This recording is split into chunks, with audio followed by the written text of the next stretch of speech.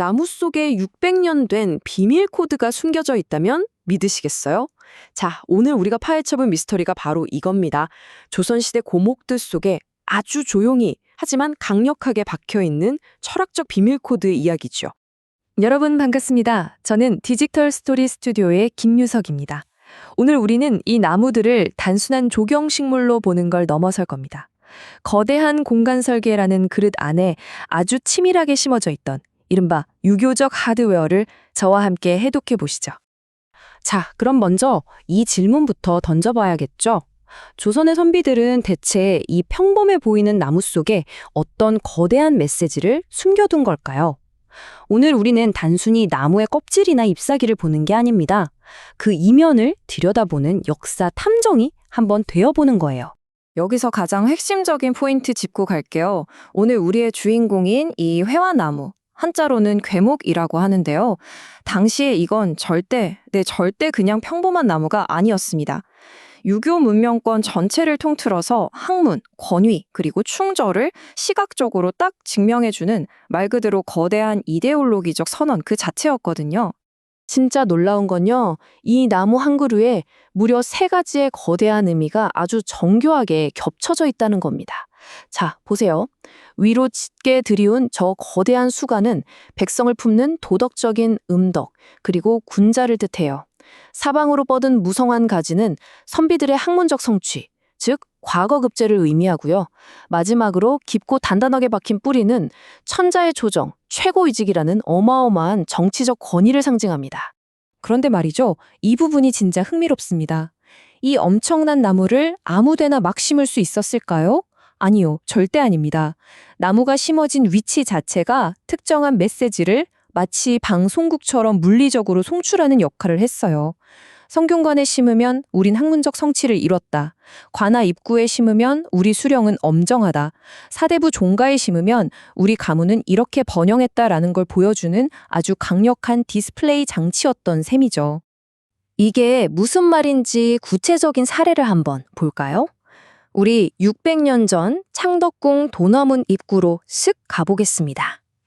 왕의 공간으로 들어서는 정말 중요한 의례적 전환점이죠. 거기에 이 거대한 회화나무가 서 있습니다. 그런데 여기서 유심히 보셔야 할 게 하나 있어요.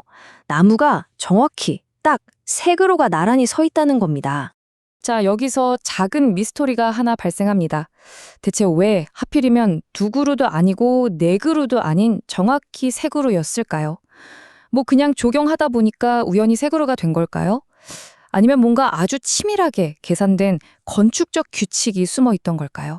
정답부터 말씀드리면 무려 3000년 전 주나라의 텍스트인 주례에 그 해답이 있습니다. 3그루의 회화나무를 마주보는 자리가 삼공의 자리다. 바로 이 오래된 철학적 소스코드를요, 조선이 궁궐 건축으로 완벽하게 번역해낸 겁니다. 그러니까 이 3그루의 나무는 영의정, 좌의정, 우의정, 네, 바로 조선의 최고 통치 시스템 그 자체를 상징했던 거죠. 이 3그루의 나무는 궐문 앞에서 정말 엄청난 헌법적 메시지를 뿜어냅니다. 첫째, 왕에게는 삼공의 보좌를 받아라, 독재하지 마라 하는 강력한 제도적 경고예요. 둘째로, 매일 그 문을 드나드는 신하들에게는 너희도 삼공의 정신으로 나라를 섬겨라 라는 무언의 압박이죠. 그리고 마지막 셋째, 백성들에게는 이 나라가 법도 위에 굳건히 서 있는 진정한 유교 국가라는 걸 증명하는 겁니다. 말 그대로 궐문 앞에 세워둔 나무로 된 헌법이었던 겁니다. 그런데 여러분, 여기서 진짜 재미있는 반전이 하나 더 나옵니다. 완전 새로운 미스터리인데요. 보통 생명이나 시작을 뜻하는 양기의 방향 하면 어디죠? 네, 동쪽이잖아요. 그런데 도남문을 딱 들어서서 북쪽을 바라보면 이 나무들은 동쪽이 아니라 엉뚱하게도 서쪽에 심어져 있습니다. 대체 왜 서쪽에 심었을까요? 이게 단순히 철학적인 이유 때문이었을까요? 한번 생각해보죠. 음양오행에서 서쪽은 쇠, 가을, 그리고 유교에서 말하는 의, 즉 엄정함을 상징하는 방향입니다. 아, 왕의 조정을 보자 하는 삼공의 자리니까 가을처럼 서슬퍼른 엄격함이 필요해서 서쪽에 철학적으로 맞았던 걸까요? 그럴듯하죠. 하지만 여기서 우리는 고상한 철학에서 아주 날 것 그대로의 생물학으로 훅 넘어가는 다이내믹한 반전을 맞이하게 됩니다. 사실 궁궐 동쪽에는 금천이라는 물길이 흐르고 있었거든요. 그런데 이 회화나무가 어떤 식물이냐? 물을 극도로 싫어합니다. 배수가 쫙쫙 잘 되는 건조한 흙을 좋아하는 심근성 식물이란 말이에요. 물가에서 잘 자라는 버드나무면 몰라도 회화나무한테 이 축축한 동쪽 물가는 애초에 생존 자체가 불가능한 치명적인 환경이었던 겁니다. 바로 이 지점이에요. 우리는 여기서 조선시대 조경가들의 엄청난 천재성을 볼 수 있습니다. 3000년 전 주례의 철학을 무조건 구현하겠다는 그 굳건한 정치적 의지, 거기에다가 나무의 생물학적 한계까지 정확히 파악해낸 과학적인 통찰력, 이 두 가지가 딱 만나서 물길을 피한 서쪽 건조지를 완벽한 대안으로 찾아낸 겁니다. 유교적 헌법과 자연의 섭리를 동시에 만족시켜버린 진짜 마스터피스가 탄생한 거죠. 자, 그럼 이제 시간을 훌쩍 건너뛰어서 무대를 우리가 사는 현대 도시로 좀 옮겨볼게요. 조선 통치 철학의 코어, 그 자체였던 이 위대한 나무.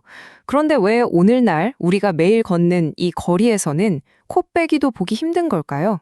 여러분, 지금 당장 바깥거리를 한번 떠올려 보세요. 도로변에 은행나무, 벚나무, 플라타너스, 진짜 어딜 가나 널려 있잖아요. 하지만 과거에 그렇게 어마어마한 정치적 상징이었던 회화나무는 우리 주변에서 완전히 아주 철저하게 좌치를 감췄습니다. 이게 그냥 나무 심는 유행이 지나서일까요? 아니면 우리가 모르는 뭔가 다른 피치 못할 이유가 있었던 걸까요? 그 첫 번째 이유는 역사 그 자체에 숨어 있습니다. 사실 회화나무가 이렇게 회귀한 건 애초에 의도된 기능이었어요. 이 나무는 아무나 심을 수 있는 게 아니라 궁궐이나 관아 아니면 사대부 종가에만 허락된 아주 철저한 계급의 나무였거든요. 일반 백성들이 삼공을 상징하는 이 귀한 나무를 함부로 앞마당에 심는다? 그건 격에 전혀 맞지 않는 엄청난 불경조회로 취급받았습니다. 두 번째 이유는요. 근대 도시계획의 아주 냉혹하고 뼈 때리는 현실 데이터 때문입니다. 쉽게 말해 회화나무는 가로수로서 행정적 실격 판정을 받은 거예요. 일단 크는 속도도 너무 느리고 매연 같은 대기 오염에 엄청 예민해요. 게다가 꽃이랑 끈적한 진액이 바닥에 똑똑 떨어져서 보도블럭이나 밑에 주차된 차들을 완전 엉망진창으로 만들어버리거든요. 시청에 민원 전화 폭탄 쏟아지기 딱 좋은 공무원들 입장에선 최악의 나무였던 거죠. 결국 빠리빠리 크고 튼튼한 플라타너스나 은행나무와의 효율성 경쟁에서 밀려날 수밖에 없었던 겁니다. 하지만요, 가장 뼈아프고 근본적인 이유는 따로 있습니다. 은행나무 같은 건 튼튼하기도 하지만 대학의 상징 같은 새로운 의미를 입고 현대에 살아남았잖아요. 그런데 회화나무는 오직 삼공과 유교적 권위라는 그 특수한 문화적 맥락 안에서만 의미가 있었던 거예요. 그러니까 신분제가 사라지고 유교 정치 시스템이 무너져 내리면서 이 나무를 구태여 심어야 할 그 절대적인 이유 자체가 그냥 통째로 증발해버린 거죠. 자, 여기서 잠시 호흡을 고르고 이 점은 꼭 강조하고 싶네요. 오늘날 창덕궁 도나문 앞이나 오래된 향교, 종가에 덩그러니 외롭게 남겨진 그 회화나무들, 그건요, 단순히 운이 좋아서 지금까지 살아남은 한낱 식물이 아닙니다. 그 공간이 조선 유교 문화의 정통성을 그대로 잇고 있다는 걸 증명해주는 마지막 도장, 즉 숨쉬고 있는 거대한 기념비인 겁니다. 생존한 회화나무는 단순한 식물이 아니라 조선의 이념이 결빙된 기념비입니다. 네, 유교적 권위가 완전히 사라진 이 21세기에도 600년 전 선비들이 심어놓은 이 나무로 쓴 헌법은 여전히 묵묵하게 제자리를 지키면서 우리에게 그 시절의 메시지를 던지고 있습니다.